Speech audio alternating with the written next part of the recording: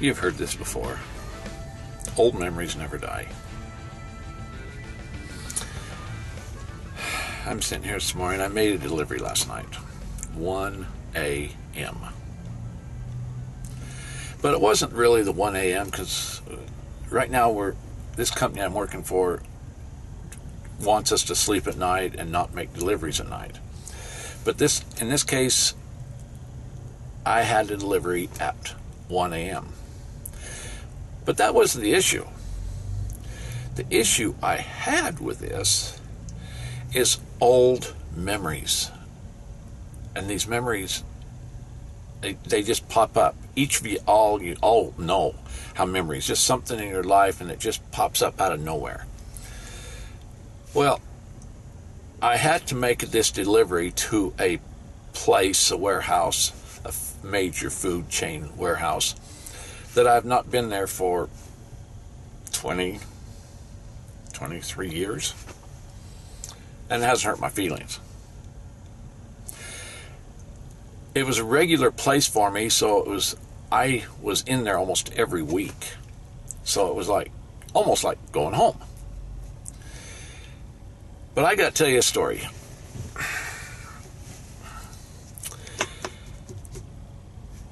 One day, some 20 some odd years ago, I hauled a lot of fish for quite a few years out of Seattle.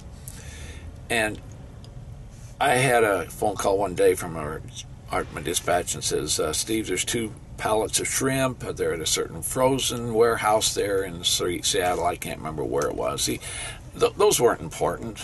Where the shrimp was, it makes no difference. But it was what happened. It's what really burns it into your brain. And you try to forget, and you try to let go of it. And I pretty well had. I haven't thought of it till I got a call or a dispatch and said, you need to pick up this load and you have to deliver it to a certain warehouse. The light came on.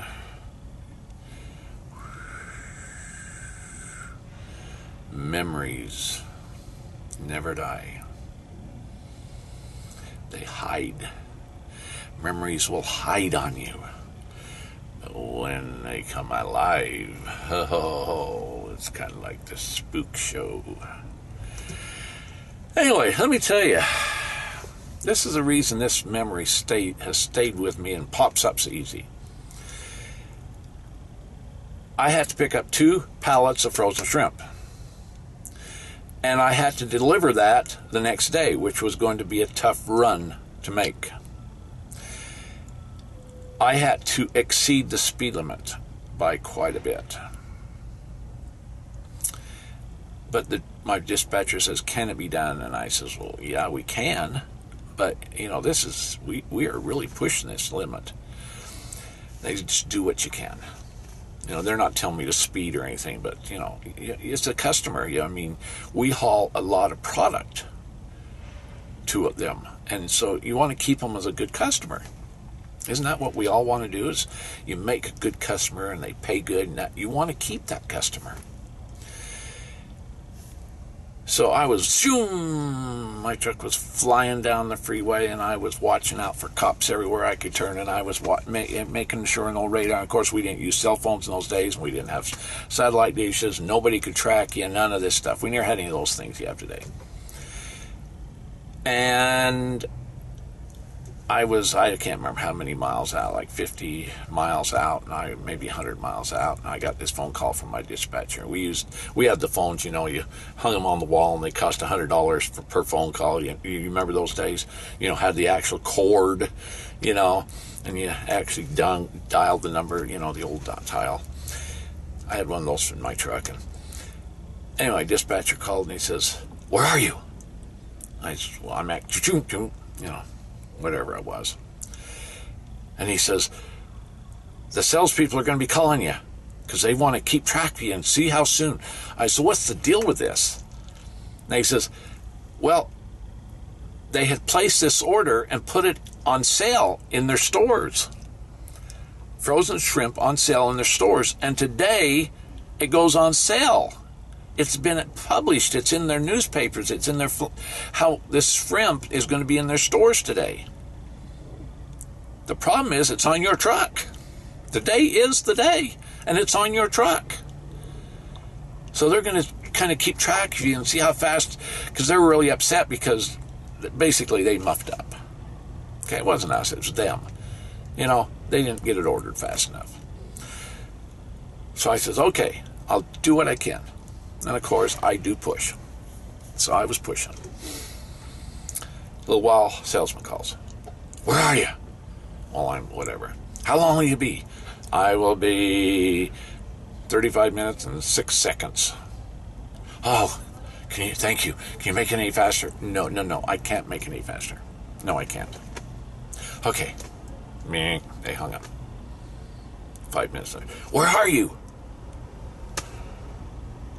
I'm 31 minutes and 2 seconds away from your warehouse. Can you make it any faster? No, I can't make it any faster. I am hurrying. I'm already breaking the speed limit. I am hurrying. Okay. 22 minutes later. I don't know when it was, but it was. I remember having like 3 or 4 phone calls from the salespeople. Where are you? Oh, I'm 15 minutes from your warehouse. Oh, thank you. As soon as you get it here, we'll take it off your truck as soon as you get it here.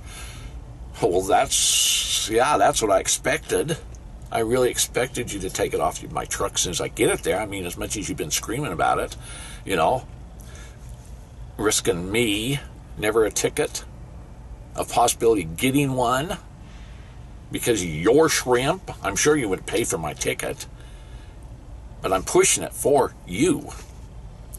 So anyway, I came flying into their warehouse, and they have the guard shack and the whole thing. You know, all the crap they have, all these places. You know, and there's a purpose. But anyway, I came flying up the guard shack, and I says, I got this order for you. What order? Nobody's told you? I have this order of shrimp on my trailer. I am supposed to be here as fast as I can. Your salespeople know about it, and I need to get it to the dock as fast as I can. Well, we'll make a phone call. Okay, they're wasting more time than all the time I saved.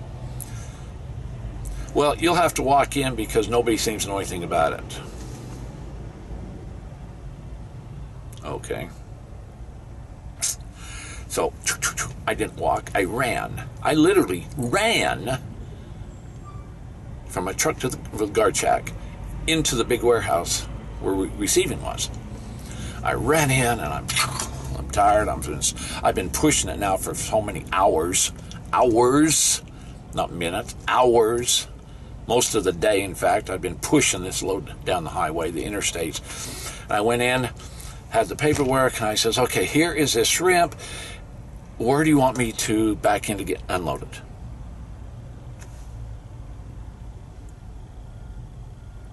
This isn't supposed to be here till next week. You'll have to go put it in a cold storage house.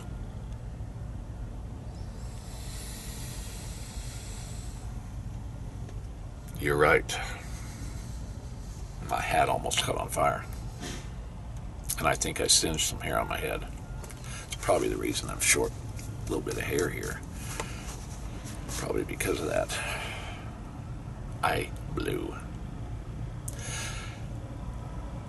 I try to hold my temper really good, but, you know, there's just some things you can't hold.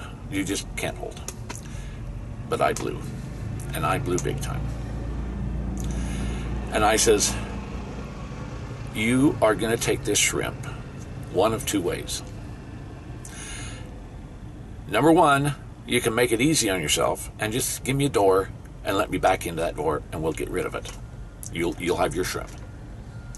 Or, and I didn't say it these nice words, or I will swing around, and I got a pallet jack in my truck, and I will push these 2 pallets out on the ground out of the back end of my trailer. And then you can pick them up or do whatever you want to do with them. I'm here. You want it. Oh, just a second. Don't do that. Don't do that. Don't do that. We'll make a phone call. Wasn't that simple? Oh, yeah. Give him a door now. Oh, go put it in door, whatever door. You know, they only have $300 million. Like they couldn't give me one door. They got the shrimp. They got it on the dock. Salespeople had muffed up. They forgot to tell anybody about this shrimp that I was flying down the highway with that was on sale in the stores today, and I have it on my truck. And then they tell me to put it in a cold storage house.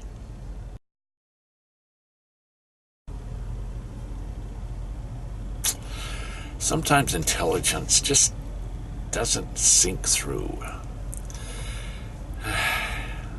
Anyway, so when I got the name of this warehouse I was supposed to deliver to last night, I went, oh my gosh, no. This old memory just came back. And I thought, I sure hope they're nice today. I hope they don't go and say, oh, we don't need this till 6 o'clock in the morning. You mean I've stayed up all night hurrying, getting here to your warehouse, and I could have slept all night? No, but that's not what they did. They took it. They're really nice, and they didn't remember me. Everybody had retired, you know, except for me. Oh, well, I'd retired once. But they gave me a door. I went back in, and they immediately started unloading it, and everything went good. So kind of like erasing, it kind of erased the old memory and made a good new memory come out of it. Just kind of the way life is. You know,